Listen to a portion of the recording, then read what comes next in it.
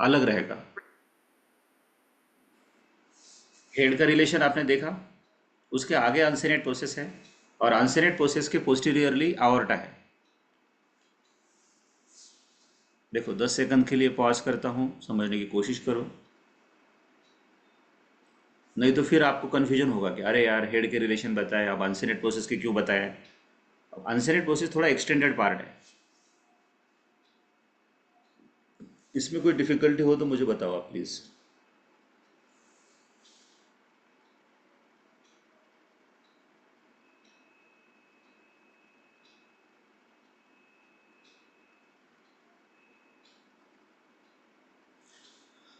ये हो गया पोस्टीरियर रिलेशन उसका, अनसेनेट प्रोसेस का। अब अनसेनेट प्रोसेस के एंटीरियरली बड़ा इंटेलिजेंटली आपको ये डायग्राम लेना पड़ेगा।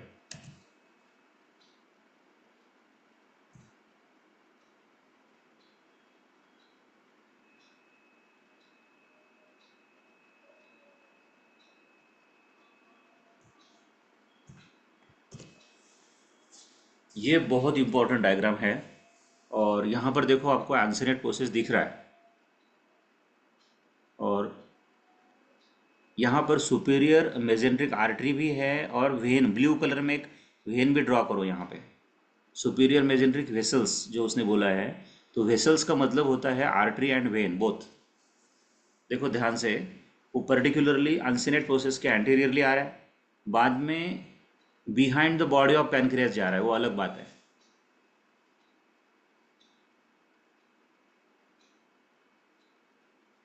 Superior mesenteric artery and when,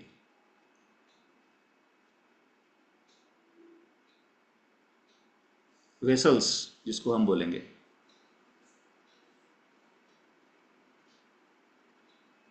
anteriorly superior mesenteric vessels, posteriorly aorta. वो दो डायग्राम दिखा के फिर आगे चलना, फिर लिखना neck of pancreas. The neck of pancreas is slightly constricted part between the head and body. जैसे आपका नेक होता है ना, between the head and body, नीचे बॉडी का पार्ट होता है, ऊपर हेड का पार्ट होता है, छोटा सा नेक होता है आपका, वैसा ही पैनक्रियास का भी नेक है। और एक मिनट, हाँ, दिस इज 250।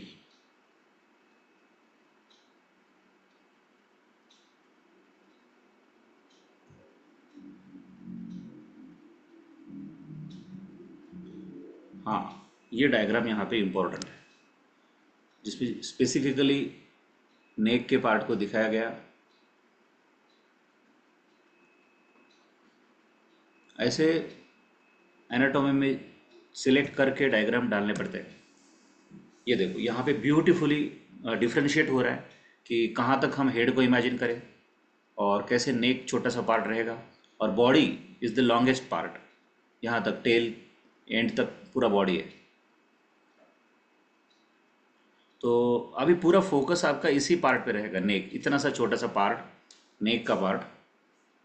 और उसके रिलेशन में anteriorly lesser sac, then pylorus of stomach, then gastroduodenal artery and superior pancreaticoduodenal artery. तो आई थिंक इसमें पहले है गैस्ट्रोड्यूodenal आर्टरी और सुपीरियर पैनक्रेटिकोड्यूodenal आर्टरी, दोनों को समझ लो आप। नेक को आपने देखा, उसको इसके साथ मैच करो कि कैसे गैस्ट्रोड्यूodenal आर्टरी ऊपर से आ रही है, और सुपीरियर पैनक्रेटिकोड्यूodenal आर्टरी भी स्टार्ट हो चुकी है। तो लगभग नेक के सामने हो रहा है ये। मैं फिर 20 सेकंड रुकूंगा, कोई जल्दी नहीं है मुझे, नहीं समझा तो पूछो आप मुझे। बिल्कुल नेक के सामने हो रहा है, और वही डायग्राम है जो पहले 2 बार आपने ड्रॉ किया है, gastroduodenal artery and superior pancreaticoduodenal artery, नेक के एंटीरियरली।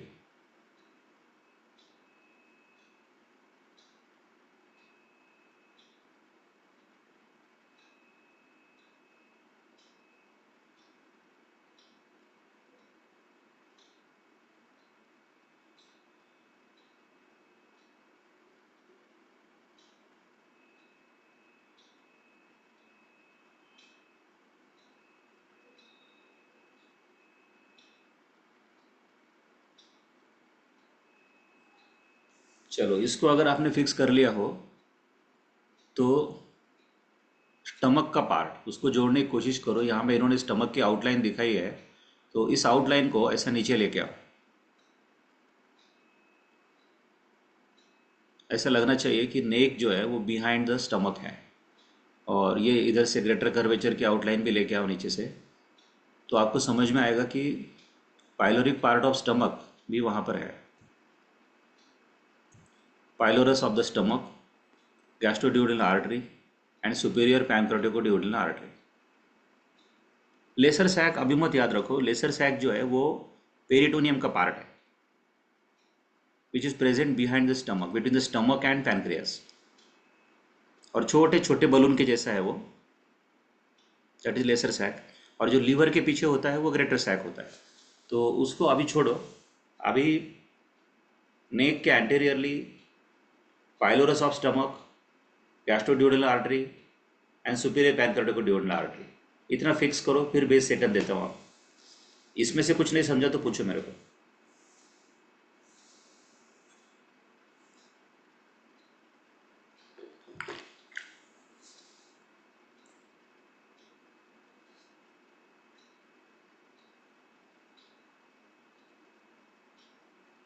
अगर समझ गया तो type yes in chat box. सिर्फ नेक के एंटीरियर रिलेशंस।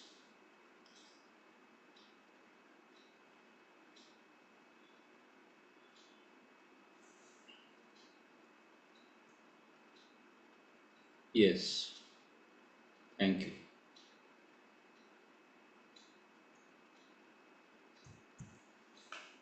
आपको डिफिकल्ट ना लगे इसके लिए हम रुक रुक के चल रहे हैं। ये देखो, ये उन्होंने दिखाया है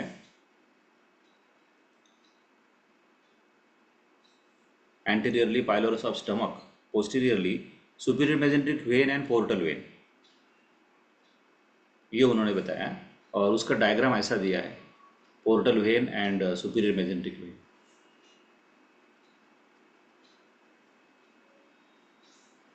लेकिन क्या होता है कि अब देखो, नेक को कट करके रखा है उन्होंने, तो ये भी जो डायग्राम है, ये डायग्राम भी थोड़ा सा डिफिकल्ट है बीडी चौरसिया का। अब सुपीरियर मेजेंट्रिक वेन आपने यहाँ पे देखी होंगी अनसेनेट प्रोसेस के पास, फिर first part of duodenum, second part, third part, fourth part, ऐसे ड्रॉ कर लिया।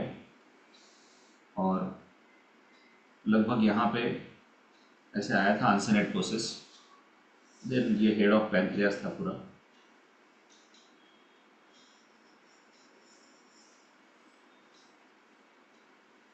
ऐसे अनसेनेट प्रोसेस आया था यहाँ पे। तो आपको याद होगा कि थोड़ी देर पहले मैंने बोला था कि भैया ये जो है वो सुपीरियर मेजेंट्रिक वेन है और ये सुपीरियर मेजेंट्रिक आर्टरी है। याद होगा आपको, अनसेनेट प्रोसेस के एंटीरियरली हमने बोला था। अब क्या होता है कि सुपीरियर मेजेंट्रिक वेन यहाँ से इधर चली जाती है और इधर से उसको आके मिलती है स्प्लेनिक वेन। यहाँ पर स्प्लीन है,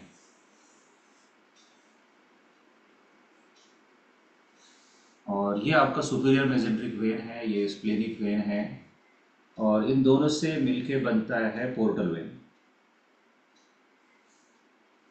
फिर ये पोर्टल वेन ऊपर जाता है, वो अलग बात है। तो एक टाइप का डांसिंग डायग्राम मैं इसको बोलता हूँ। This is a dancing diagram of abdomen. Superior mesenteric when joins with the splenic vein,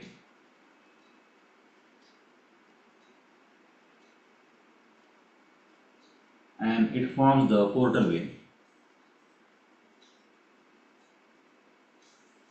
थोड़ा समझ लो, लेकिन समझ लो कि कैसा हो रहा है। और ये सब जहाँ पे हो रहा है वहाँ पे अभी नेक को फॉर्म करना है मुझे, ऐसे neck of pancreas. It is happening behind the neck of pancreas. Superior mesenteric when आ रहा है, वहाँ पे पोर्टल वेन आ रहा है, स्प्लेनिक वेन नहीं आ रहा है। वो बोलते splenic vein is behind the body of pancreas. Neck को इतना छोटा सा रखा है और इसके आगे जो भी है वो बॉडी ऑफ पैनक्रियाज है। तो splenic when body of pancreas के पीछे आएगा। देख लो, इसमें कोई डिफिकल्टी है तो मुझे बता कि यहाँ पे वेन्स का क्या हुआ, किसके रिलेशन में आया। पूछ सकते हो, आप डायरेक्टली पूछ सकते हो।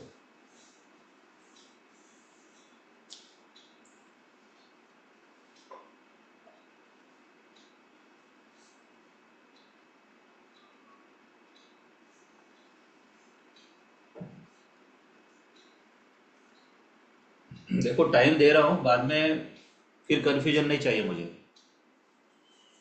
क्या मैसेज आया है? Sir please repeat. Tanmay, yes.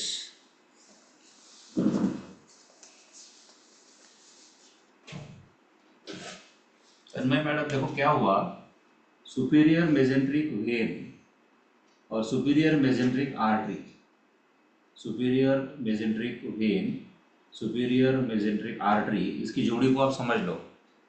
अब इसमें से सुपीरियर मेजेंट्रिक वेन को इधर जाना होता है ऐसे, और उसको आके मिलती है स्पेनिक वेन ऐसे, और दोनों का बनता है पोर्टल वेन, बड़ा पोर्टल वेन, ये सब ब्लड लेके लीवर की तरफ जाने वाला portal vein. This is splenic when, this is portal vein. तो ये फॉर्मेशन पहले समझ लो आप।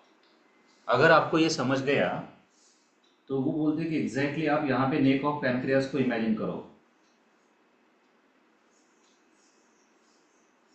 तो नेक ऑफ पैनक्रियास के पीछे बोलते हैं पोर्टल वेन है और सुपीरियर मेजेंट्रिक वेन है। स्प्लेनिक वेन थोड़ा उधर है, मतलब बॉडी के पीछे है। अब बताओ समझा क्या? Yes sir. हाँ, वेरी गुड। दूसरा किसी को? सर हाँ, बोलो। सर ये आर्टरी और वेन का फिर आगे का है ना मेसेंट्रिक, हाँ ना, तो अभी अभी के लिए मतलब पॉइंट। आर्टरी और वेना कावा का आगे का है ना ये मेसेंट्रिक वाला। नहीं नहीं, उसको छोड़ दो, बिना के वो सब वो छोड़ दो। ये सेपरेट छोटी छोटी आर्टरी और वेन है, ये आगे के टॉपिक में आएंगी दोबारा। लेकिन अभी के लिए, आपको आज के लिए इतना ही उसको याद रखना है कि यहाँ पर superior mesenteric when, superior mesenteric artery है, और आंसनेट प्रोसेस के भी एंटीरियरली आया था ये थोड़ी देर पहले। इतना ही याद रखो। और आगे सुपीरियर मेजेंट्रिक वेन का क्या होता है वो याद रखो, कि सुपीरियर मेजेंट्रिक वेन ऊपर जा रही है और उसका यूनियन होता है स्प्लेनिक वेन के साथ, और दोनों का मिलके बनता है पोर्टल वेन ऐसा। कुछ चीज़ें ना पहली बार आती है तो उस दिन के लिए उसको वैसे याद रखना पड़ता है, फिर उसका रेफरेंस नेक्स्ट लेक्चर में आता है। सर इसको मेसेंट्रिक क्यों बोल रहे हैं? वही तो ना, उसका रेफरेंस अभी आएगा, क्योंकि अभी मेजेंट्री नहीं पता है ना आपको। वो जो सुंदरता है वो तो उसके लेक्चर में आएगी ना आगे। अभी तो सिर्फ आज का फोकस आपका इतना है कि यस, यहाँ पे एक आर्टरी और वेन हमने देखी है ना। मेजेंट्री जो होता है वो पेरिटोनियम का पार्ट है, फिर वो उसका लेवल, वो it is attach to the small intestine. ये आर्टरी का लेवल जो है वो मेजेंट्री के ऊपर है, इसके लिए इसको सुपीरियर मेजेंट्रिक आर्टरी बोला है। और दूसरी एक आर्टरी आने वाली है जो मेजेंट्री के नीचे है, उसको इन्फीरियर मेजेंट्रिक आर्टरी बोलेंगे। ये सब एक्सप्लेनेशन बाद में आएगा। अभी का जो फोकस है, जो भी रिलेशन आपने देखा है आर्टरी और वेन का अनसेनेट प्रोसेस से लेके, उसको लेके चलना है आपको। ये देखो, मैं आपको ये डायग्राम फिर से दिखा रहा हूँ, कलरफुल डायग्राम, कि सिंपल यहाँ पे अनसेनेट प्रोसेस दिख रहा है, यहाँ पे सुपीरियर मेजेंट्रिक वेन दिख रही है, यहाँ पे सुपीरियर मेजेंट्रिक आर्टरी दिख रही है। तो मैं क्या बोल रहा हूँ कि ये जो ब्लू कलर की वेन है इसको पीछे लेके जाओ, नेक के पीछे लेके जाओ, नेक ऑफ पैनक्रियाज के पीछे लेके जाओ, बस इतना करो। अब आया समझ में? Yes sir. हाँ, तो वो बीडी चौरसिया ने कुछ कुछ ऐसे डायग्राम में दिखाया आपको थोड़ा, लेकिन स्टूडेंट के लेवल पे वो डिफिकल्ट लगेगा क्योंकि वो समझ में नहीं आएगा। तो मैंने पूरी डायग्राम बताई और इधर से स्प्लेनिक वेन कैसे आती है लंबी वो भी दिखाई। तो ये था नेक के पीछे का superior magnetic vein and portal vein. अब मेन फोकस है बॉडी ऑफ पैनक्रियास पे। The body is an elongated part and which extends from its neck to the tail. तो सबसे पहले समझना होगा कि बॉडी इसका सबसे लंबा पार्ट है। अब फिर मैं यहाँ पे आपको रोक के रिपीट करूँगा कि देखो, मन में कन्फ्यूजन मत आने दो। और हर एक पार्ट जो मैं बता रहा हूँ इसको मैं, इसका रिकॉर्डिंग भी आपको डालूंगा। तो इसको रुक रुक के एक एक पार्ट को रिवाइज करना है आपको, एक एक पार्ट का एक्सप्लेनेशन को समझना है सर के। सब एक साथ करोगे तो फिर गड़बड़ हो जाएगी। ओके, तो बॉडी जो होता है वो सबसे ज़्यादा लंबा पार्ट है, इलोंगेटेड पार्ट है। It is triangular in cross section. तो ये भी बच्चों को थोड़ा डिफिकल्ट लगेगा, कैसा ट्रायंगुलर मैं बोलूँगा आपको। ये हेड से थोड़ा अलग है। फिर इसके 3 बॉर्डर्स हैं, anterior border, posterior border and inferior border. ये भी कैसे होता है वो हम देखेंगे। एक ट्यूबरोसिटी इसकी होती है, tuber omental, slightly projected part of the body on the superior border near the neck. तो सबसे पहले यहाँ पे देख लो, ये ट्यूबर ओमेंटल यहाँ पे आपको दिख रहा है।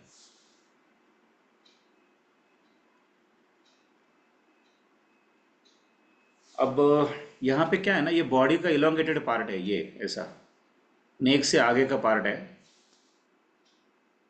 लेकिन इसको भी उन्होंने थोड़ा कंप्लीटली नहीं दिखाया है, 3 डायमेंशनल नहीं दिखाया है। 3 डायमेंशनल दिखाना चाहिए था। मैं 3D का डायग्राम लेके आता हूँ बॉडी का। This is 256।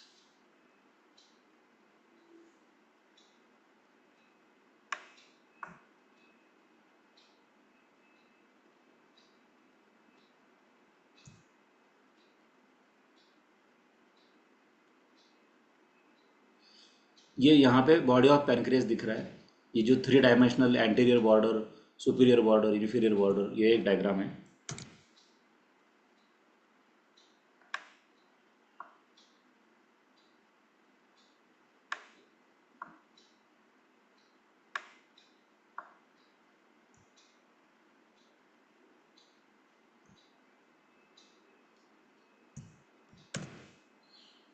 ये समझने की कोशिश करो 3 डायमेंशनल में कैसे एंटीरियर बॉर्डर रहेगा, सुपीरियर बॉर्डर रहेगा, इन्फीरियर बॉर्डर रहेगा। और ये डायग्राम स्टमक बेड में आपने अच्छे से किया होगा। बहुत बार इसको रिवाइज भी किया होगा आपने। तो ये एक 3 डायमेंशन इसका मैंने आपको दिखाया। दूसरा तरीका उसको समझने के लिए, बॉडी का पार्ट जो था वो फ्लैट पार्ट था, वो एंटीरियर सरफेस, पोस्टीरियर सरफेस था उसका, सॉरी हेड का पार्ट। लेकिन बॉडी का पार्ट जो है वो 3 डायमेंशनल है, वो दिखाने की कोशिश करूँगा।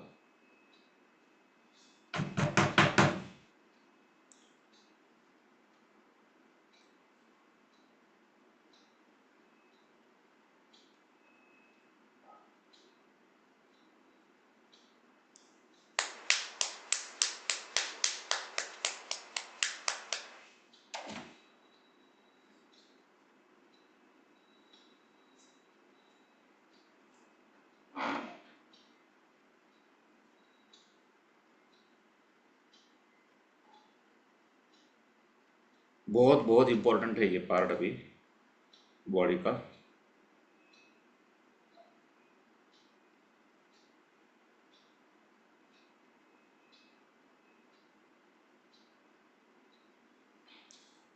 डैन, इसको आप अच्छी तरह से देख सकते हो। इसमें आपके लिए वो एंटीरियर बॉर्डर कैसे सामने आएगा वो मैं आपको दिखा रहा हूँ। अब सिर्फ बॉडी पे फोकस करो। अब वो हेड को पीछे का पार्ट भूल जाओ, मैंने यहाँ से हेड को कट कर दिया है। वो हेड जो था वो था, उसको मैंने कट कर दिया है। थैंक यू तन्मय। तो जैसे यहाँ पे सुपीरियर बॉर्डर दिख रहा है, एंटीरियर बॉर्डर दिख रहा है, इन्फीरियर बॉर्डर दिख रहा है, और उसकी वजह से एंटीरियर सरफेस फॉर्म हुआ है। और पीछे जो है वो पोस्टीरियर सरफेस है, और जो नीचे है वो इन्फीरियर सरफेस है। ये एंटीरियर बॉर्डर थोड़ा नीचे की तरफ झुका हुआ है, ऐसा ये ऐसा पोजीशन रहेगा। तो आपको जो दिख रहा है सामने वो एंटीरियर सरफेस है उसका, और जो नीचे दिख रहा है वो इन्फीरियर सरफेस है। और बॉर्डर की हम बात करें तो ऊपर का जो बॉर्डर है वो सुपीरियर बॉर्डर है, या एंटीरियर बॉर्डर है, ये इन्फीरियर बॉर्डर है। और पोस्टीरियर सरफेस मेरी तरफ है, जो सब वो आवर्टा वगैरह सबको क्रॉस करेगा, वो पोस्टीरियर सरफेस है। यस सभी, थैंक यू, थैंक यू। और ख़ास करके आपके लिए ये टेल का पार्ट मैंने ऐसा खुला छोड़ा है, क्योंकि टेल इतना छोटा सा रहेगा जिसको ऐसे कोई बॉर्डर वगैरह नहीं रहेंगे, बस पॉइंटेड एंड उसका वो रहेगा टेल, जो कि अपने आप स्प्लिन में चले जाएगा वो। तो उसको सोचने की कोई ज़रूरत नहीं है।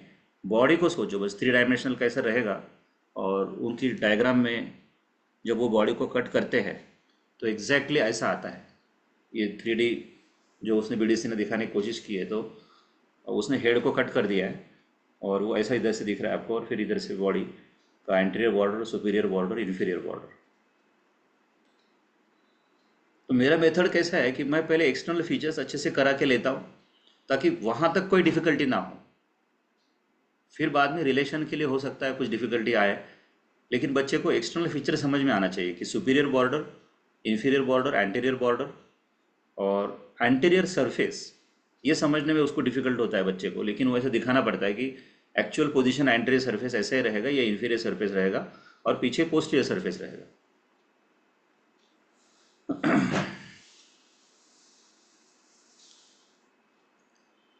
इसको समझने के बाद रिलेशन समझना इजी हो जाएगा। ये देखो, अभी उसका कट सेक्शन में उसने ऐसा दिखाया है। ये टिपिकली बॉडी ऑफ पैनक्रियाज है। स्टमक बेड में ये डायग्राम काम में आती है, जैसे ये सब स्टमक के पोस्टीरियरली हो रहा है। और left suprarenal gland, left kidney जो है उसके, ये पैनक्रियाज के पोस्टीरियरली है वो बॉडी ऑफ पैनक्रियाज के पोस्टीरियर रिलेशन में आएगा। Splenic when body of pancreas के पोस्टीरियर रिलेशन में आएगा। और एक डायग्राम होंगी 255।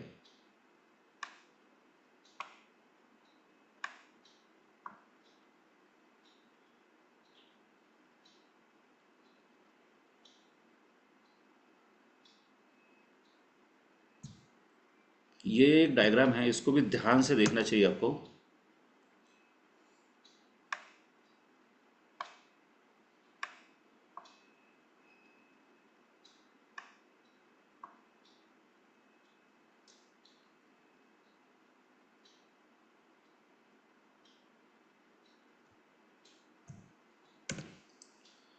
ये स्टमक बेड की डायग्राम है, देखो बहुत सुंदर डायग्राम है।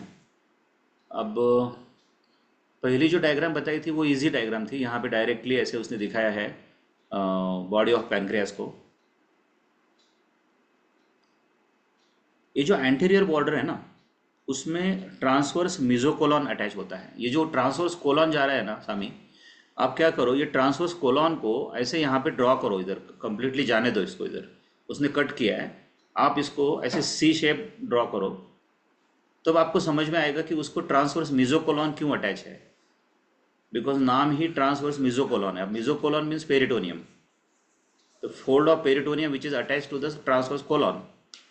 तो ट्रांसवर्स कोलॉन यहाँ पे दिखाना पड़ेगा आपको, और वो फिर डायग्राम में ऐसा दिखेगा।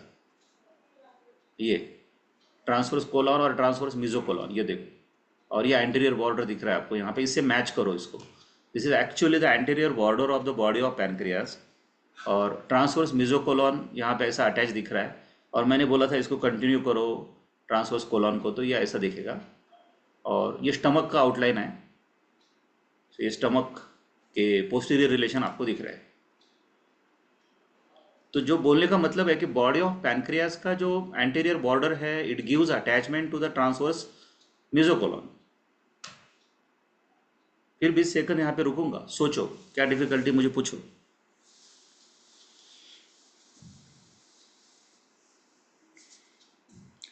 कॉन्सेंट्रेट करो बॉडी ऑफ पैनक्रियास, पैनक्रियास के ऊपर, क्या उसके रिलेशन में आएगा देखो। उसके सुपीरियर बॉर्डर के रिलेशन में क्या दिख रहा है आपको सामी?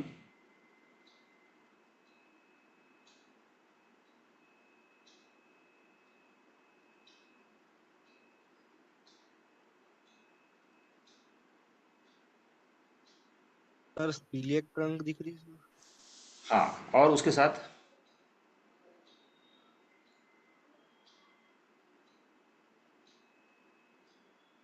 स्प्लेनिक आर्टरी भी है ना। सीलियक ट्रंक की ही ब्रांच स्प्लेनिक आर्टरी है। ये सुपीरियर बॉर्डर है यहाँ पे, उसके ऊपर स्प्लेनिक आर्टरी भी दिखनी चाहिए, राइट। मैंने सीलियक यस सर। ट्रंक में, मेरा लेक्चर आपने स्टमक का किया होगा तो कहीं पिछले लेक्चर में मैंने एक्सप्लेन किया होगा वीडियो में भी कि सीलियक ट्रंक की ब्रांच स्प्लेनिक आर्टरी कैसे है और इधर कॉमन हिपेटिक आर्टरी होती है। तो मैंने उसमें बोला होगा वो लेक्चर में कि एक माँ और उसकी तीन बेटियां होती है। एक बेटी होती है स्प्लेनिक आर्टरी, दूसरी बेटी होती है कॉमन हिपेटिक आर्टरी, और तीसरी बेटी होती है लेफ्ट गैस्ट्रिक आर्टरी। और ये मैं स्टमक में बताता हूँ।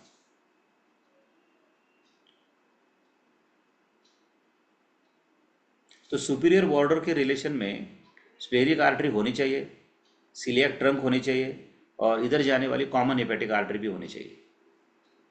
एंटीरियर बॉर्डर के रिलेशन में ट्रांसवर्स मेसोकोलॉन होना चाहिए। एंटीरियर सरफेस के रिलेशन में स्टमक होना चाहिए। पोस्टीरियर सरफेस के रिलेशन में लेफ्ट सुपररियर ग्लैंड होनी चाहिए और लेफ्ट किडनी होनी चाहिए।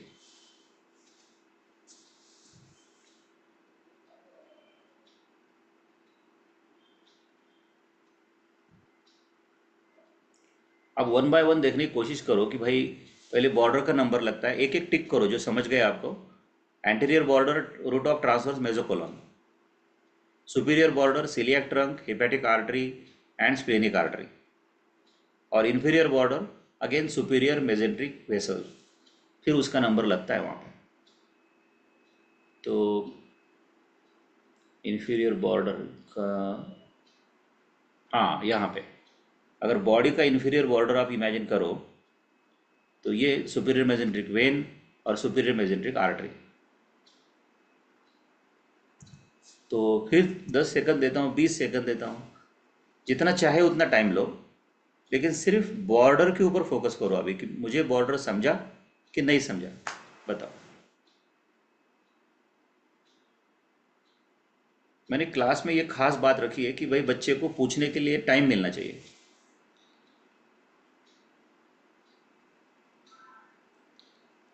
बिल्कुल मत शर्माओ, आप पूछ सकते हो।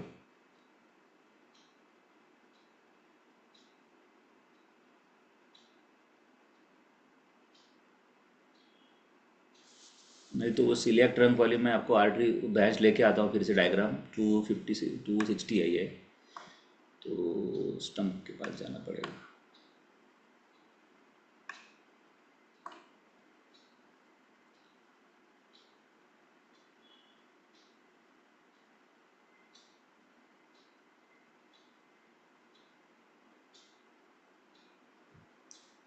देखो ये वो सुंदर डायग्राम है, मेरी सबसे फेवरेट डायग्राम।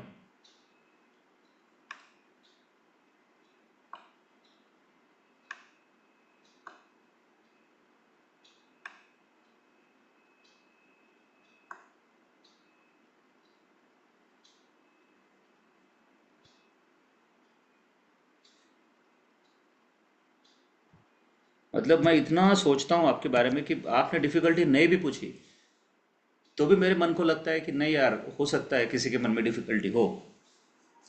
ये देखो, ये सबसे सुंदर बेसिक डायग्राम है जहाँ पे सीलियक ट्रंक दिखाया है और स्प्लेनिक आर्टरी यहाँ पे दिखाई दिखाई दे रही है, लेफ्ट गैस्ट्रिक आर्टरी और हिपेटिक आर्टरी, इसको नाम देना चाहिए हिपेटिक आर्टरी। ये अब ये सब जो हो रहा है, तो इस वक्त बॉडी ऑफ पैंक्रियास स्टमक के पीछे से पास हो रहा है ऐसा इधर स्प्लीन की तरफ, और उसका सुपीरियर बॉर्डर इधर ऐसे dot dot dot dot dot dot dot dot dot dot dot dot, superior border के ऊपर आपको दिख रहा है स्प्लेनिक आर्टरी, सीलियक ट्रंक और हिपेटिक आर्टरी। अब आया समझ में? Yes sir. हाँ। और थोड़ा सा इसको अगर हम और क्लियर करें तो अब जो पहला अंडरस्टैंडिंग आपको हुआ है एओर्टा के बारे में और आईवीसी के बारे में, तो बिल्कुल सीलियक ट्रंक के पीछे यहाँ पे एओर्टा इमेजिन करो, क्योंकि सीलियक ट्रंक एओर्टा का ही ब्रांच है। तो मैं आपको एओर्टा की तरफ लेके चलता हूँ। ये देखो, ये यहाँ पे आपका सीलिएक ट्रंक है। वो जो पॉइंट आ रहा है आपको ऐसा लग रहा है कि यार ये गोल गोल क्यों निकाल के रखा, तो वो अओर्टा का ब्रांच है और वेंट्रल ब्रांच है, इसके लिए ऐसा दिख रहा है आपको, सीधा आगे निकल रहा है। सीलिएक ट्रंक, एरो के पास देखो, सीलिएक ट्रंक दिख रहा है सबको यहाँ पे? हेलो? यस। Yes sir. हाँ, तो उसको फ्रीज करके रखो और एक बार उसको भी आपको दिखाता हूँ सीलिएक ट्रंक का मज़ा।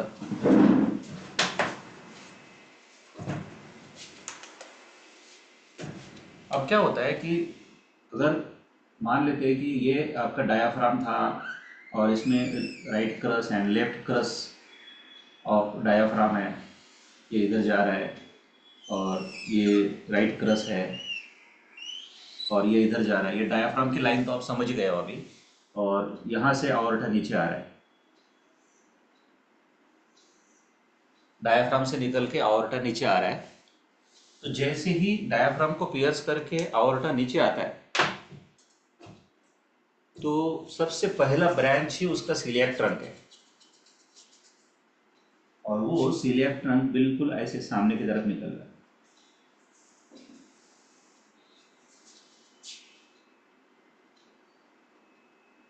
इसके लिए हर डायग्राम में वो आपको ऐसे जीरो गोल की तरह दिखता है। वाह, थैंक यू।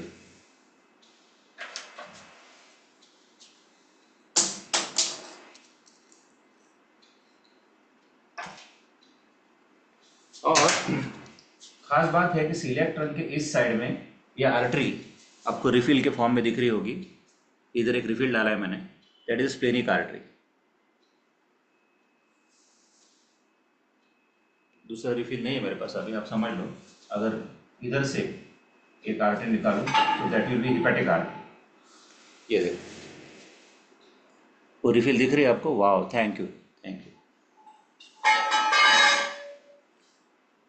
और अगर ऊपर से एक रिफिल ऐसे डालता मैं तो that will be the left gastric artery.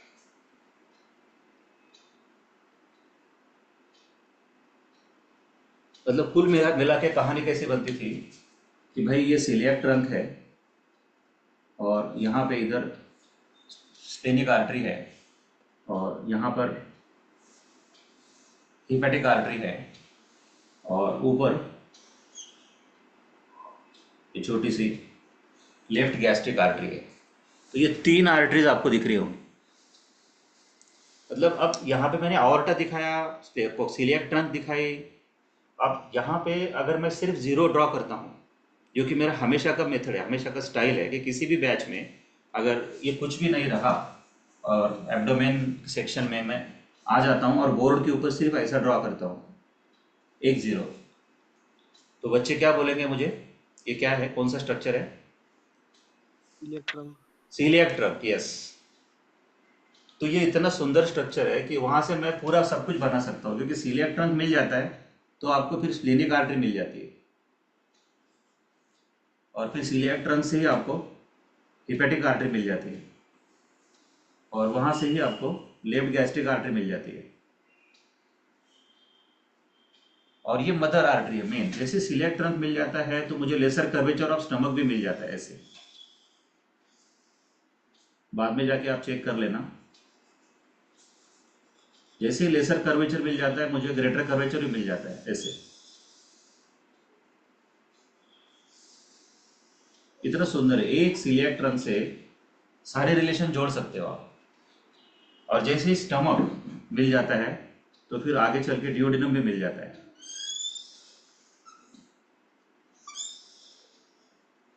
मिल रहा है? जैसे डिओडिनम मिल जाता है तो फिर पैनक्रियाज भी मिल जाता है और हेड ऑफ पैनक्रियाज मिल जाता है तो dot dot dot dot dot body of pancreas भी मिल जाएगा।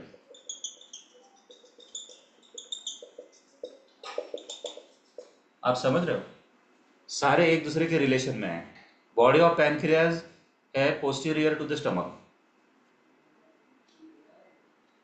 तो सीलिएक ट्रंक यहाँ पे मेन मदर है, वो मदर आर्टरी है। एक सीलिएक ट्रंक जो होती है वो मदर है और उसकी 2 डॉटर्स हैं, 3 डॉटर्स, 3 डॉटर्स है उसकी। Number 1 splenic artery, number 2 hepatic artery, number 3 left gastric artery.